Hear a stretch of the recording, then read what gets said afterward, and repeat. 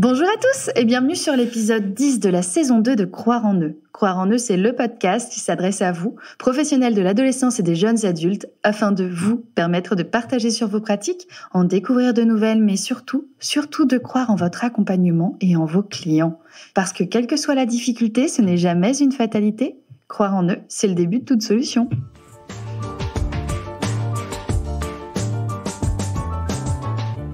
Aujourd'hui, j'accueille Eva, qui est infirmière, praticienne en hypnose, qui a plein de super outils. Je suis trop contente de te retrouver. Coucou Eva.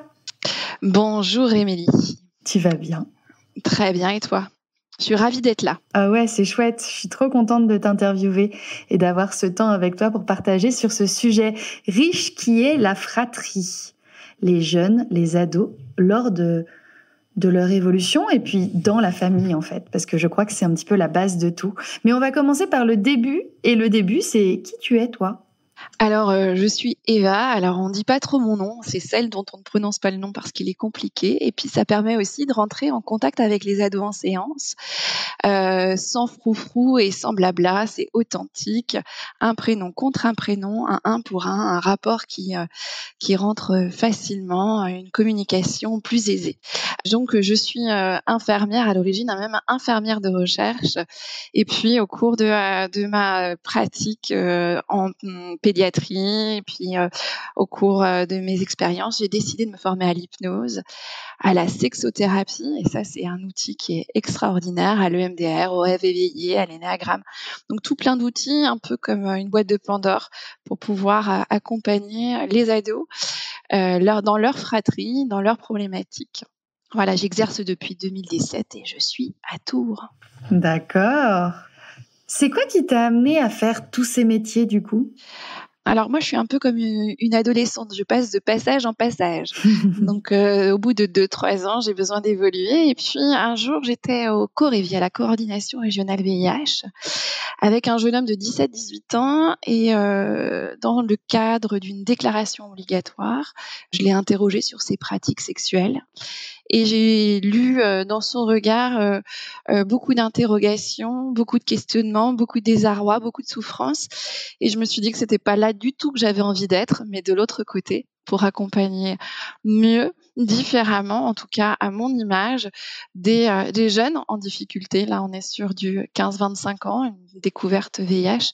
Donc vraiment avec des interrogations, des questionnements, et puis aussi une vie qui s'offre à soi avec plein d'espoir et plein de possibilités. C'est chouette. J'aime bien cette manière de le présenter. On va parler de l'adolescence. C'était comment ton adolescence à toi? Alors, bien sûr, le fait de préparer ce podcast a été très interrogeant. Je dirais qu'elle était difficile, comme pour beaucoup, puisque en fait, on ne se reconnaît pas. Tous les matins, on a des poils en plus et une odeur aussi en plus. Je la séparais entre on a décidé de faire du 15-25. Donc, je dirais que du 15 à 20 ans, j'ai cherché l'amour sous quelque forme que ce soit, l'amour parental, l'amour amical, l'amour amoureux. Et puis, au-delà de 20 ans, j'ai été maman. Donc, j'étais aussi une jeune maman. J'avais 2 bébés, un 20, un 21 ans, et en même temps une adolescente. Et jusqu'à ces fameux 25 ans. Donc, c'était aussi une période aussi d'ancrage et de sens. J'ai mis du sens, en fait. Ah oui, t'as été une très jeune maman, effectivement. Je le suis toujours. Oui, forcément.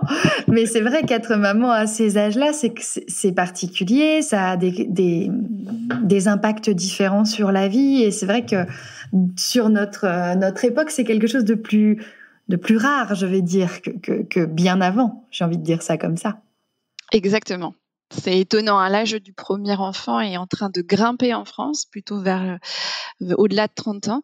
Et donc, effectivement, c'est quelque chose qui est assez surprenant, d'autant qu'aujourd'hui, moi, j'ai des adolescents de 20 et 22 ans, et moi, j'étais déjà maman à cette époque-là, donc avec des interrogations différentes.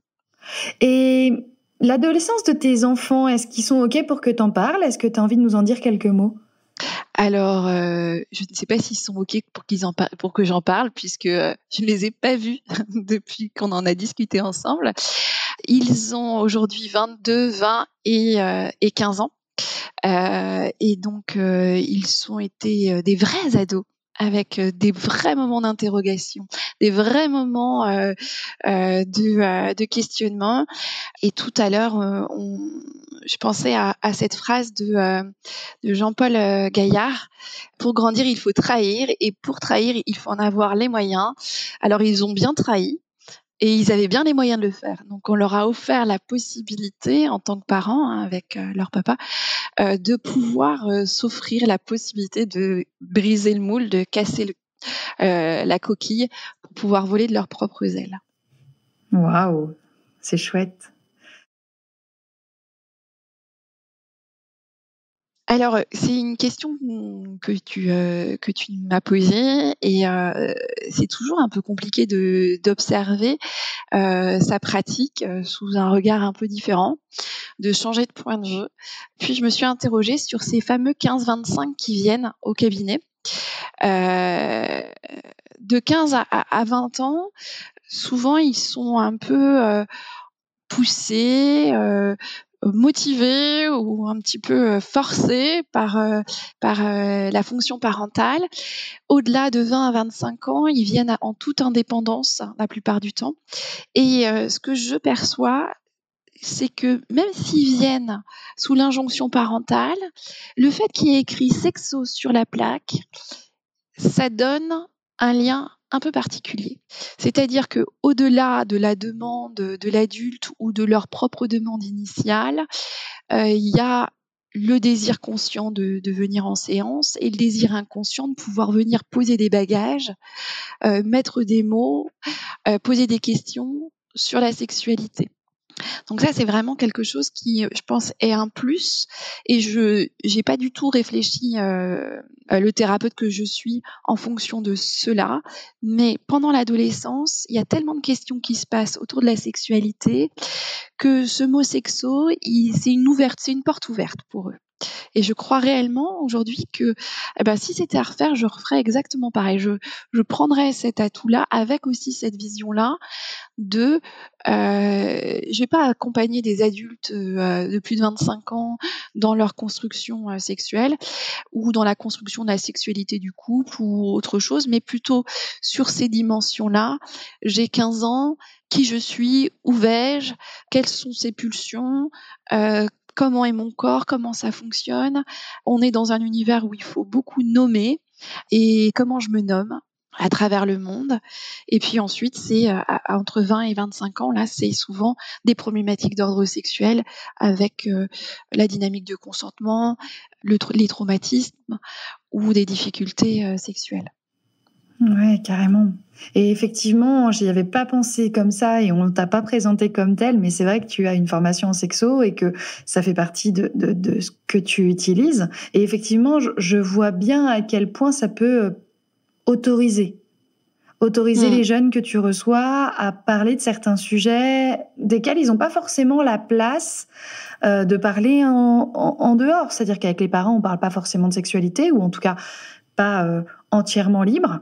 Avec les copains, on en parle, mais il y a une représentation un peu différente, c'est compliqué. Et c'est vrai que d'avoir quelqu'un qui est spécialisé sur ce sujet, c'est vraiment un plus, je pense, effectivement. Et pour revenir au sujet qui nous amène dans le cadre de la fratrie, ça a du sens aussi de pouvoir s'autoriser à évoquer cette sexualité ou l'intime, le respect de l'intime dans une sphère familiale, au sein d'une fratrie. Je pense par exemple à des jumeaux que j'accompagne, enfin j'en accompagne un membre de la gémellité, qui clairement a besoin d'intime et qui est dans l'extime du fait de la gémellité. Et dans les enjeux de la fratrie, vient se poser là, c'est qui suis-je? Comment je peux me développer hors de l'autre, avec l'autre, et dans ma sexualité, et dans ma personnalité. Ouais. Comment t'accompagnes ça, toi, du coup? Alors, j'accompagne à ce qu'ils s'accompagnent, en fait. Déjà, il y a l'accueil qui est quand même quelque chose qui est quand même très, très important. l'écoute et qu'est-ce qu'eux ont envie de se raconter derrière ça. Comment ils ont envie de se conter.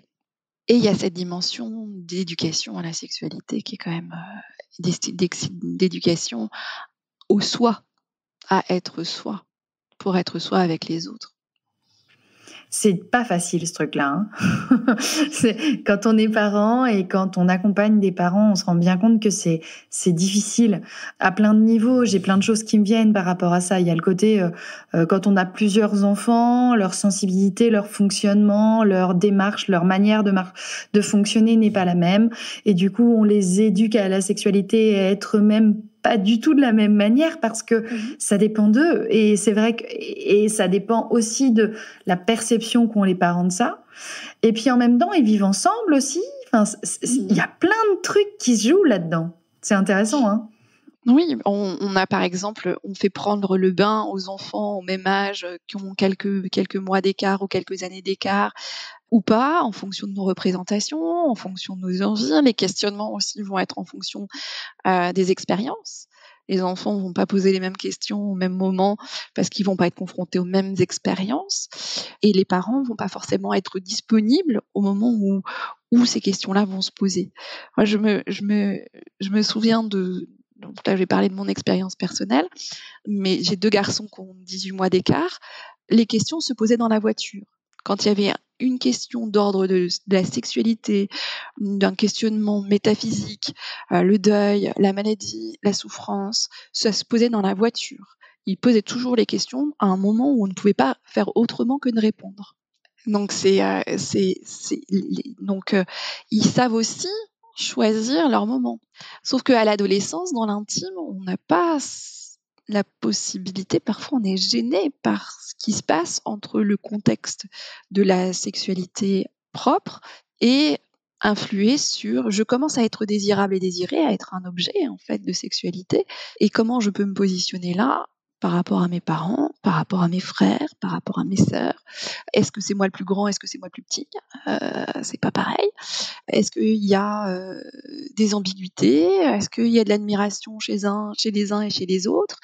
Ou justement, on parlait tout à l'heure du désamour qui peut exister dans la fratrie. Comment poser mes questionnements de mon désir ou de qui je suis, ou être soi quand l'autre nous renvoie qu'on est la pire des choses, par exemple. Oui, parce que le sujet d'aujourd'hui, c'est effectivement les ados dans la fratrie. Si je reviens rapidement à ça, ça change quoi dans une fratrie quand il y a des ados? C'est compliqué, l'ado ne se reconnaît pas. Il sait pas qui il est, les parents ne reconnaissent pas leur ado et les frères et sœurs ne reconnaissent pas les membres de la fratrie. Donc il y a quelque chose de l'ordre de on est tous en train de recréer l'homéostasie de la systémie autour de cet être changeant. Un jour, il est d'une certaine humeur, le lendemain, il est d'une autre humeur, tout bouge, tout est hormonal. On oublie souvent de dire que d'un point de vue neurologique, quand même, on est vraiment très ancré dans les émotions et très peu dans une pensée et dans le cerveau rationnel. Et on va, sous couvert du mot d'immaturité, ranger tout un flux d'informations. Donc c'est vrai que c'est assez complexe de pouvoir prendre sa place ou de faire face à cet univers bougeant. D'autant que quand on aime bien les choses qui sont stables, c'est rassurant. Ce grand frère qui était si fort, si machin là qui pleure, comment je peux compter sur lui maintenant? Ouais, et puis, mais même pour les parents, c'est un truc qui me fait sourire parce que quand ils étaient tout petits, moi je me souviens que je disais ça y est, ça fait 3 nuits qu'il dort toute la nuit, on est sauvés. Ah merde, non, le lendemain ça marche plus. Et en fait, c'est un peu comme si à l'adolescence on retrouvait cette insécurité entre guillemets de ça change effectivement, ça évolue. Et j'ai bien aimé ta citation tout à l'heure où il faut leur laisser la place d'avoir ce droit-là. C'est pas parce que t'es de bonne humeur aujourd'hui que tu dois être de bonne humeur demain. et ça fonctionne. Mais effectivement, pour les autres membres de la fratrie et du système familial, ça peut être déstabilisant, ce truc-là. Parce que pourquoi moi j'ai pas le droit d'être, quand je pense à un petit frère et une petite sœur ou une petite ou deux frères avec un frère plus jeune ou plus âgé, il y a la notion de pourquoi lui il a le droit d'être de mauvais poil et moi je m'oblige. Enfin, tu vois, il y a toute une notion comme ça qui rentre en jeu. Il n'y a pas de masque social en plus dans la cellule familiale.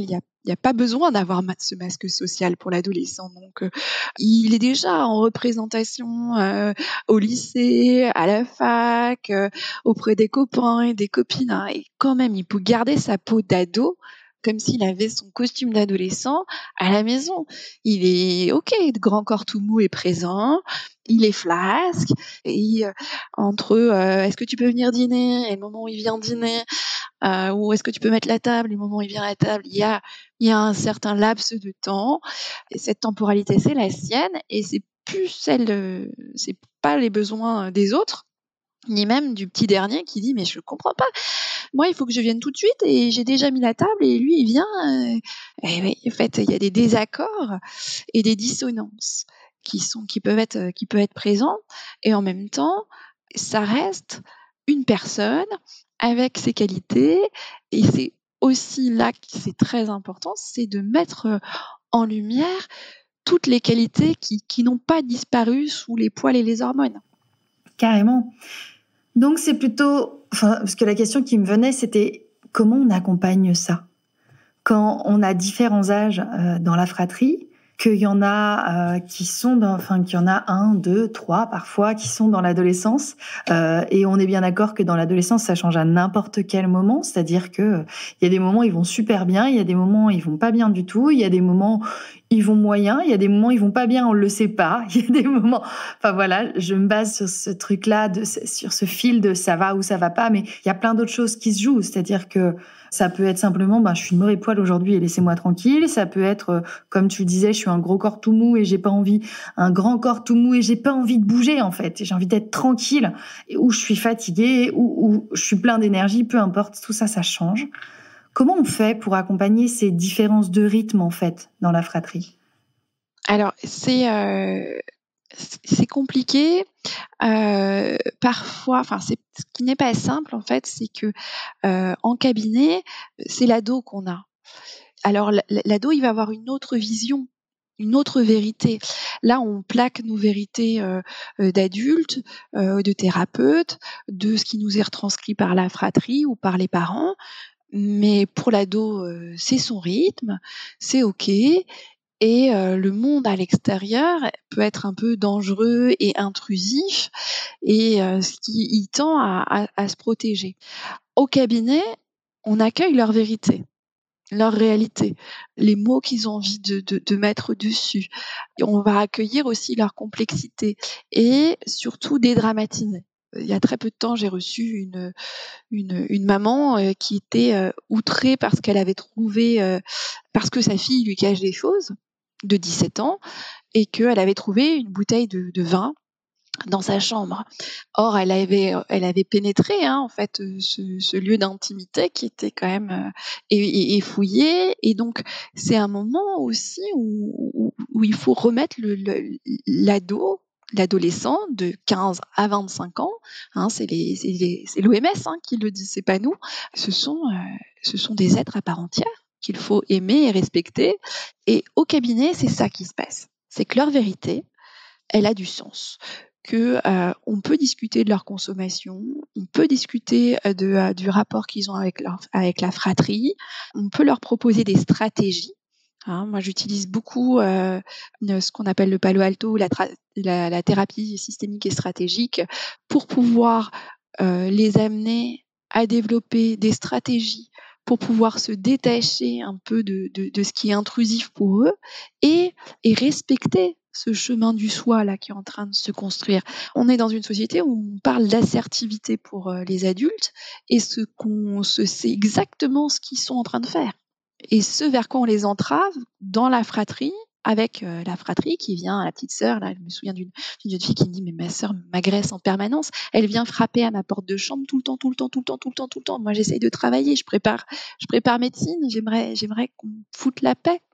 Donc essayer de trouver des stratégies pour pouvoir leur permettre de garder cette vérité qui est la leur. Et donc, comme ils sont agressés de toutes parts, et on vient ces mots dont on parlait tout à l'heure, ce désamour, mes enfants, mes ados se détestent. C'est un moment aussi où, comme ça passe par le corps, la colère, il peut y avoir de la violence dans la fratrie. Mais peut-être qu'il faut juste arrêter de vouloir à tout prix que les gens s'aiment. Je repensais à ces définitions du mot amour qui est très pauvre. On attend de la fratrie, les parents, la famille, des images un peu de bacchanal où tout le monde s'aime, c'est le banquet, tout le monde rit et tout le monde est heureux et joyeux.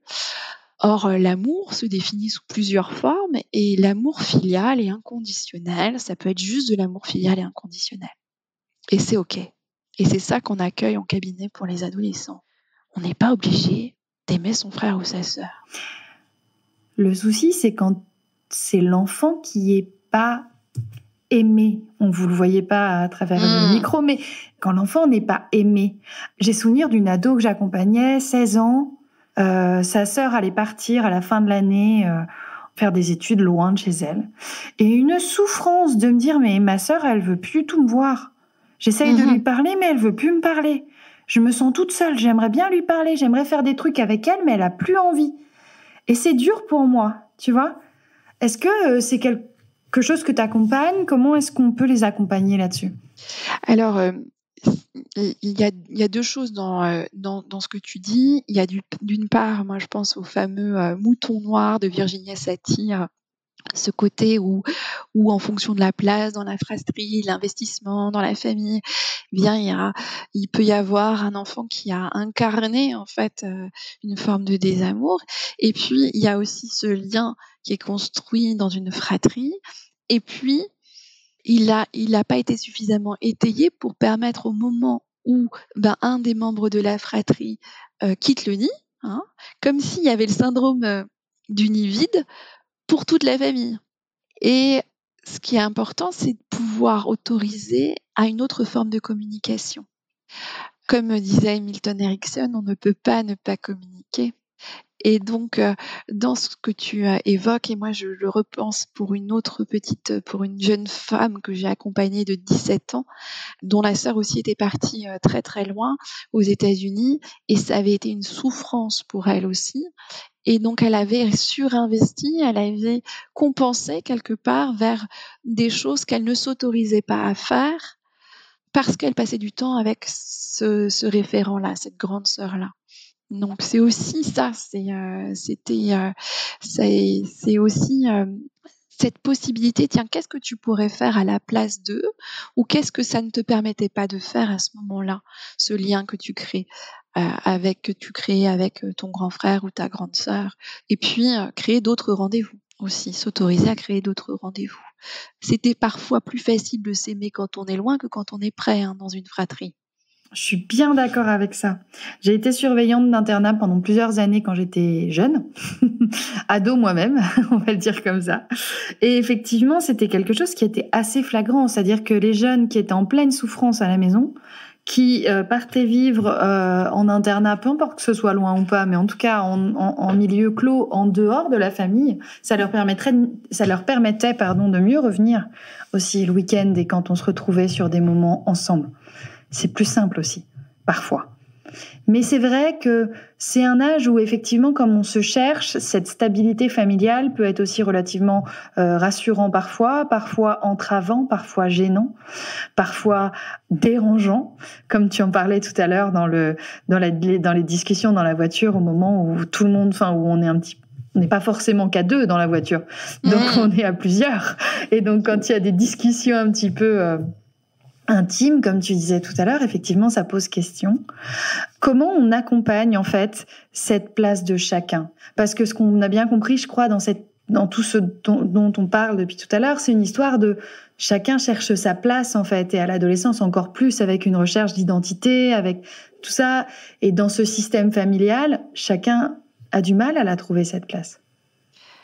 Alors, ça dépend du système de valeurs parentales et ce qui a été conduit et induit dans l'éducation aussi, et des croyances familiales. J'ai reçu il n'y a pas très longtemps une famille et le papa m'a dit: «C'est un aîné, il a un devoir de bonne conduite».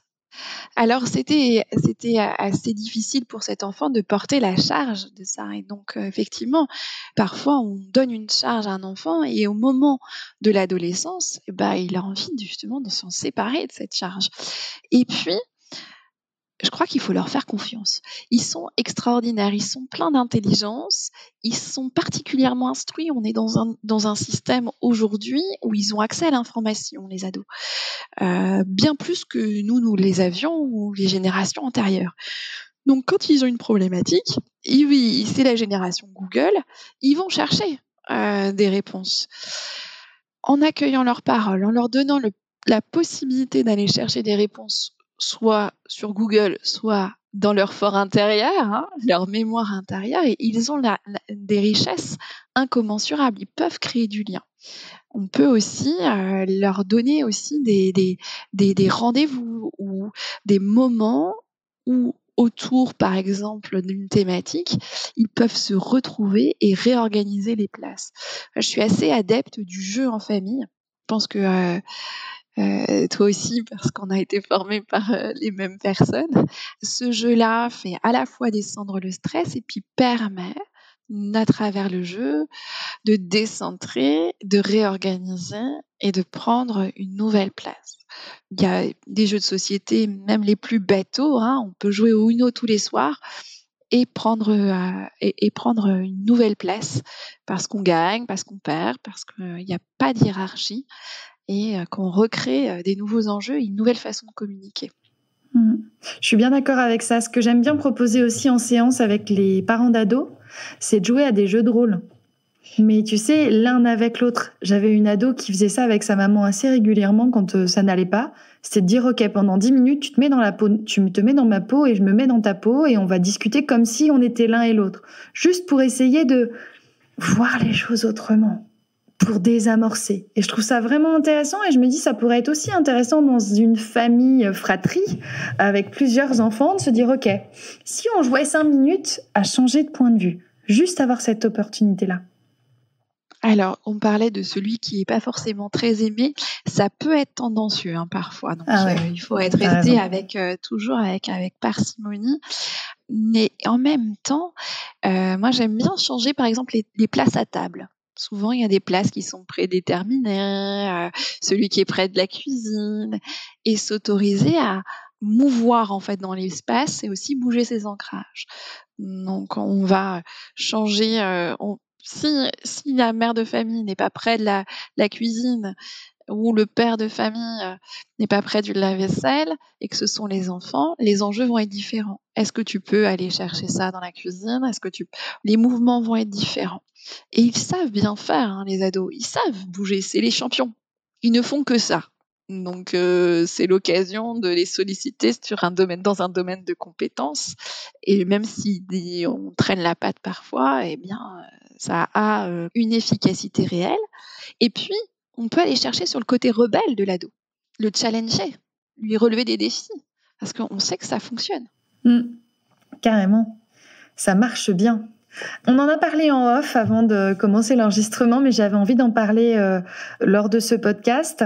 C'est pas le gros sujet, mais quid des enfants avec certaines neuroatypies qui peuvent épuiser la fratrie et qui peuvent vraiment rendre le truc très compliqué au moment de l'adolescence, parfois encore plus, parce que les dangers sont plus importants. Je pense à des troubles de l'opposition, par exemple. Je pense à ces problématiques-là, où ça devient très complexe pour tout le monde. Comment est-ce qu'on peut accompagner ces sujets-là ? Alors, déjà, ce qui est important, c'est de savoir pour qui c'est un problème. Ça, c'est toujours qui a un problème dans cet accompagnement-là. Il y a la problématique de l'aide aux aidants. Donc, moi, je travaille en collaboration avec le service de neuropédiatrie au CHU, parce qu'ils ont un protocole en plus d'hypnose et d'accompagnement en hypnose pour les neuroatypiques. Souvent, il y a plusieurs strates. Il peut y avoir l'enfant lui-même qui est neuroatypique et qui est las de cette prise en charge, de ces bouffées, de cette envie d'autonomie et qui a du stress par-dessus le stress. Hein. Donc ça vient potentialiser les choses. Il peut y avoir aussi la fratrie qui est lassée, fatiguée, et les parents, la fatigue parentale.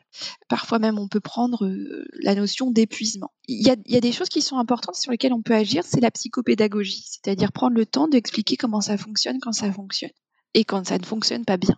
En tout cas, pas comme eux aimeraient que ça fonctionne. Et puis, s'autoriser à faire moi, je suis de formation en hypnothérapie, praticienne en hypnose, faire des désactivations d'encre, s'autoriser à prendre le temps de prendre du recul et aller solliciter ce qui fonctionne chez l'ado. Et pour l'ado lui-même, renforcer sa confiance en soi et son estime de soi. Ça, c'est notre job de thérapeute quand ils en ressentent le besoin. La plupart du temps, le service de neuropédiatrie m'adresse des ados pour la confiance en soi. Parce que en fait, ils sont pris en charge depuis tellement longtemps dans une famille qui est parfois épuisée, lassée, ou voire même a complètement lâché prise, et ils ont besoin d'être restaurés pour pouvoir continuer à avancer dans la fratrie, dans les enjeux, pour pouvoir continuer à jouer avec leurs petits frères et leurs petites sœurs, ou pas, ou s'affirmer vis-à-vis d'eux, prendre une place qui est la leur. Souvent, on m'adresse souvent des enfants qui sont hypersensibles ou hyper efficients, avec des pathologies telles que des céphalées à répétition, des maux de tête ou des migraines. Ce sont des ados qui sont proches du burn-out, hein, donc qui sont vraiment dans l'épuisement psychique. Comme ils sont très intelligents et hyperactifs, on leur en met plein. On les surcharge. Sauf qu'à l'adolescence, avec les hormones et la fatigue et les poussées de croissance et les changements, ça demande beaucoup d'adaptabilité et ils ont besoin de pause aussi. Carrément. Ça me va. Est-ce que tu as envie de rajouter quelque chose ? Peut-être sur l'utilité de la fratrie, puisque là, on parle des problématiques qu'on rencontre dans les fratries, mais il y a aussi vachement de choses qui sont construites. Le terme m'échappe, mais qui permettent de se construire. Oui, de se construire. Oui, parce que là, on met en lumière les dysfonctions, ce qui pourrait nous paraître comme dysfonctionnel et qui est de l'ordre de l'adaptation face à un passage d'un état à un autre état. La fratrie, c'est quelque chose de merveilleux pour les adolescents. J'accompagne des jeunes qui ont 17, 18 ans, 19 ans, qui ont subi des traumatismes et des violences et qui ont trouvé dans leur fratrie du sens. Je me souviens d'une jeune fille qui me disait, moi, je suis la plus grande et la plus forte, c'est moi qui ai protégé mes petits frères et mes petites sœurs. Et ça, c'était important pour eux, c'est le sens qu'ils ont donné. Cet adolescent-là, il est allé chercher dans ses ressources la force de faire face pour pouvoir protéger l'ensemble de la fratrie. Et inversement, j'ai accompagné une jeune fille avec des difficultés alimentaires qui a pris la décision de mettre une prise en charge et un mot d'ordre d'arrêt des troubles alimentaires parce que son petit frère est commencé à faire pareil qu'elle.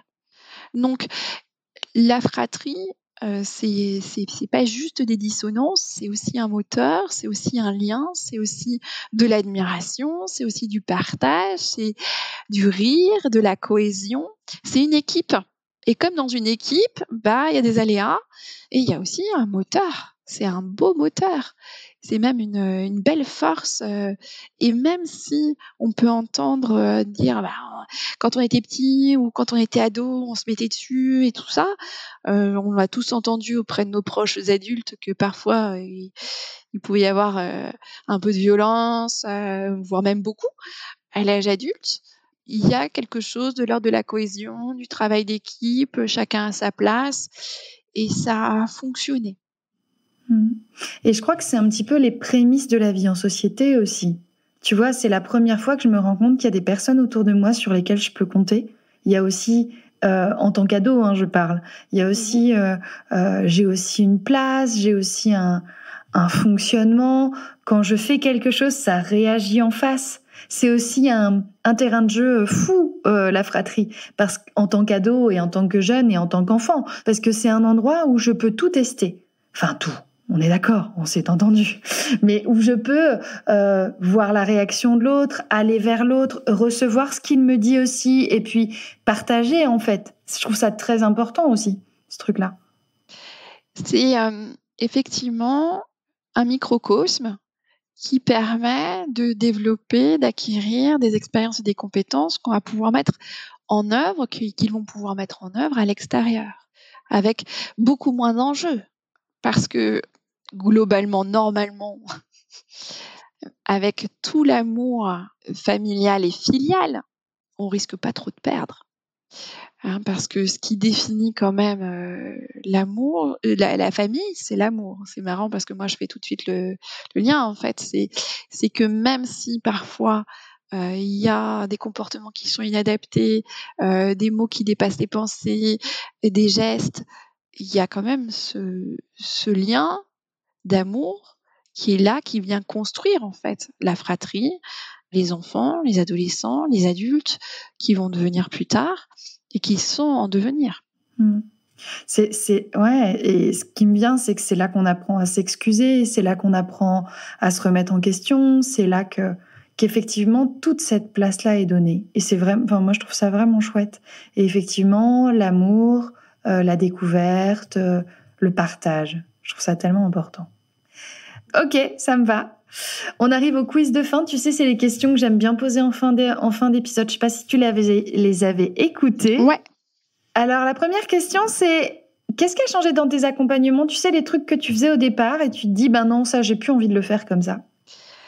Je viens du milieu du soin, où prendre soin, c'est surtout être dans l'empathie et la bienveillance, mais dans un état un petit peu, je dirais, presque soumis parfois. C'est vraiment le dogme du soin hospitalier. Aujourd'hui, j'ai beaucoup évolué là-dessus, c'est-à-dire que je suis plus en position basse, mais en position d'égal à égal. Je dirais que c'est ce qui a beaucoup évolué au cours des dernières années, c'est que quand un adolescent rentre en séance, on est d'égal à égal. C'est d'une personne à une personne. Et c'est comme ça qu'on va rentrer en rapport l'un avec l'autre et qu'on va pouvoir construire quelque chose. On nous éduque souvent en formation à la position basse et une espèce d'empathie extrême.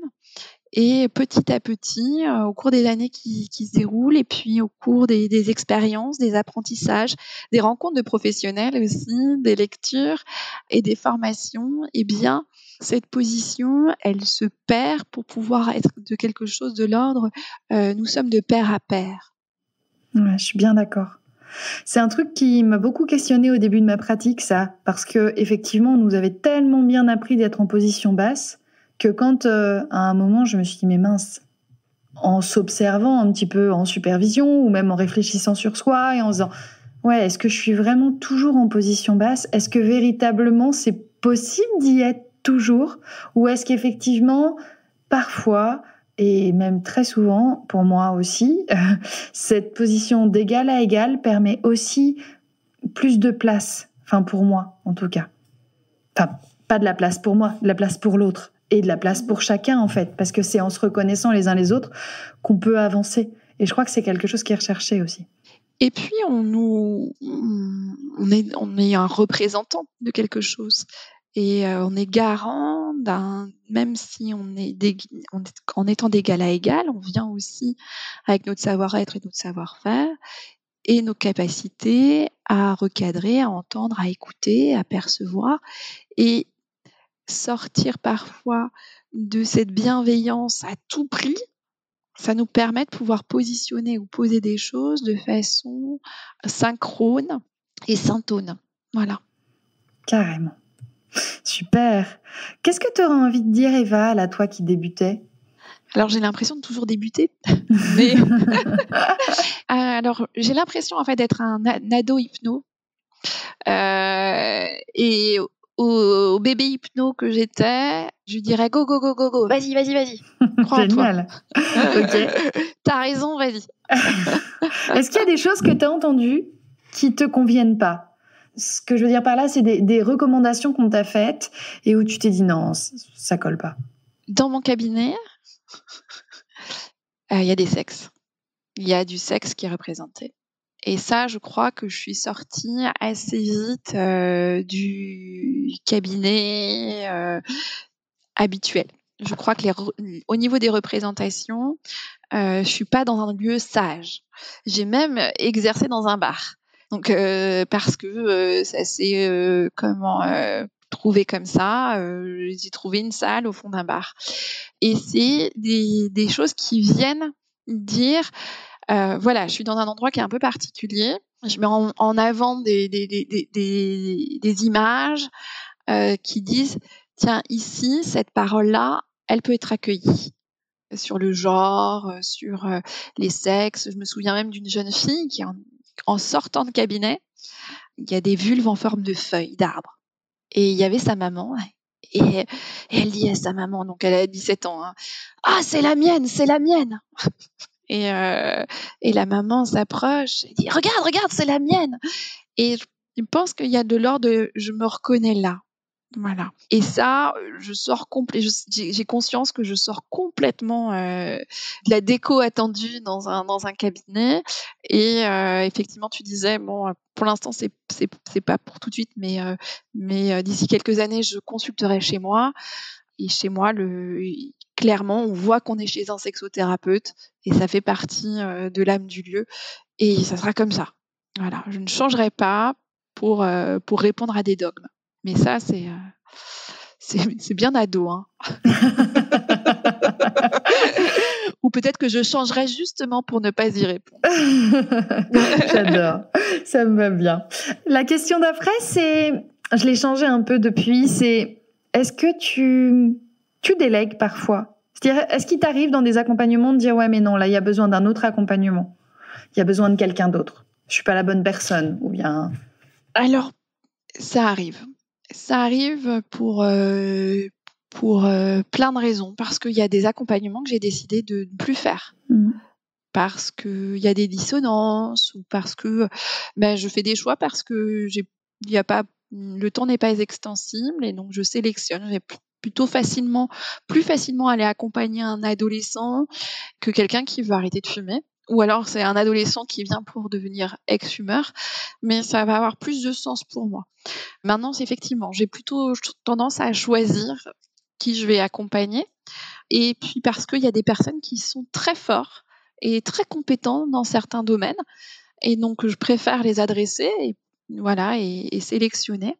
Et sur certains accompagnements, il y a très peu d'hommes dans notre profession. Sur certains accompagnements, je vais facilement adresser à des hommes.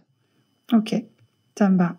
Est-ce qu'il y a 3 choses qui sont essentielles pour toi dans un accompagnement? Alors souvent, on me répond, il faut que le jeune soit partant, soit engagé dans son accompagnement. Est-ce qu'il y a des choses qui sont essentielles pour toi dans l'accompagnement que tu pourrais dire presque sans ça, je fais pas? Il faut que ce soit une demande de la personne qui consulte, pas celle de l'adulte ou de l'institution. Après, parfois, on vient avec... je me souviens d'un monsieur qui venait pour faire plaisir à sa femme. Bon, finalement, il a trouvé une façon de se faire plaisir à lui aussi, d'être OK avec lui. Donc, c'est aussi pareil parfois. Les ados, des fois, ils viennent pour faire plaisir aux parents, mais parfois, il y a aussi des choses qui les gênent. C'est pas forcément ce que veulent les adultes, hein. Mais ce qui est toujours important, mon premier tips, c'est de garantir la confidentialité de ce qui est en train de se passer entre l'adolescent et moi. De cet espace de séance et son espace de sécurité, de confidentialité. Je suis là pour garantir en fait que ça soit le mieux pour lui et que ce qui est dit, sauf danger imminent pour sa personne, ne sera pas répété. Et ça, c'est important de le dire dans le cadre et dans la confidentialité. Voilà, dans le cadre, les premières minutes, elles sont là pour ça. Et puis, c'est accueillir la réalité de l'ado. C'est indispensable. On a des vies qui sont très, très différentes, avec des besoins qui sont très, très différents. Et leur représentation et la réalité, ce sont les leurs. Et accueillir le contexte de l'adolescent et sa vérité, c'est OK. Quel que soit ce qu'il consomme, quelles que soient ses orientations sexuelles, quels que soient ses fantasmes, quelles que soient ses pratiques, pour pouvoir accueillir en fait qui il est et surtout lui autoriser à se raconter. Et le troisième type, et je crois que c'est vraiment quelque chose qui est assez défaillant dans notre société, c'est l'éducation à qu'est-ce que c'est qu'un ado. On a les maternelles, et je pensais à ça quand on a préparé les émissions, je me disais, il y a les maternelles, mais on n'a pas les lycéennes ou les lycées. Il y a une émission tous les matins depuis 22 ans, parce que moi je la regardais quand j'étais enceinte de mon premier enfant, qui explique comment on fait avec les bébés, et il n'y a rien pour les ados. Et ça, il y a un manquement. Donc, ce moment de psychoéducation, de comment ça fonctionne, physiquement, psychiquement, pour toi, dans quel contexte, qu'est-ce qui se raconte, être au courant, en fait, du terrain pour pouvoir les écouter, les entendre. Le bac qui change 50 milliards de fois, les enjeux, le stress des générations, eh bien, ça, on doit être à même de pouvoir les expliquer. Parce qu'ils cherchent du sens, ils cherchent tout le temps du sens. Donc on est là aussi pour leur en donner. C'est presque mes moments préférés en séance, cette psychoéducation, cette psychopédagogie, cette explication, ces grilles de lecture qu'on peut leur donner, leur expliquer, leur dire que c'est pas si inentendable que ça ce qu'ils vivent et qu'ils ont le droit de le dire et qu'ils ont possibilité de le faire et que ça rentre dans un fonctionnement, dans un... Je sais pas comment le dire, mais tu vois, bref, ça rentre dans son fonctionnement et il a besoin d'être accueilli en entier et de comprendre comment ça marche. Par exemple, la semaine dernière, j'ai reçu une jeune fille qui m'a évoqué un week-end, comme pour elle étant le week-end déclencheur de crise de spasmophilie. Et en fait, je suis revenue sur comment ça fonctionne quand on consomme beaucoup d'alcool dans le cerveau et que le lendemain, eh bien, il y a une gueule de bois. Mais ne serait-ce que l'explication logique, physiologique des mécanismes du corps, c'est quand même vachement important de savoir qu'en fait, on n'est pas triste parce que c'est la fin du monde, mais juste parce qu'on a beaucoup bu la veille. Et ben, c'est important de pouvoir le dire et de pouvoir l'exprimer parce qu'en fait, quand on observe de l'œil de l'adolescent qui ne sait pas ce qui se passe pour lui, ben effectivement, c'est dramatique de passer une journée à pleurer parce qu'on ne sait pas pourquoi. Ouais, c'est vrai, carrément. Ok. C'est quoi ton actualité, Eva ? Il se passe quoi pour toi en ce moment ? Alors, il se passe que je suis toujours en train de me former. Ouais. Je me forme à l'ACT, donc je suis en 2e année en pratique sur la thérapie systémique et stratégique. Et que ça, c'est quelque chose qui me prend énormément de temps parce que je suis complètement passionnée. Et puis, je continue à développer mon cabinet, à faire un petit peu de radio à côté, et puis me laisser surprendre par ce qui va arriver. Super. J'aime bien finir l'interview par une question comme celle-ci. Imaginons qu'on ait quelqu'un qui soit très très pressé et qui prenne que les 3 dernières minutes du podcast. Qu'est-ce que tu voudrais qu'il entende ? Laissez-vous surprendre. Laissez-vous surprendre si vous êtes thérapeute, laissez-vous surprendre si vous êtes parent, laissez-vous surprendre si vous êtes adolescent. Il va y avoir quelque chose qui se passe, un moment magique où vous direz « Ah, allez, on y est ». Et ça, c'est magnifique. C'est chouette, j'adore. Merci beaucoup Eva pour ce partage, c'était un chouette moment. Merci beaucoup.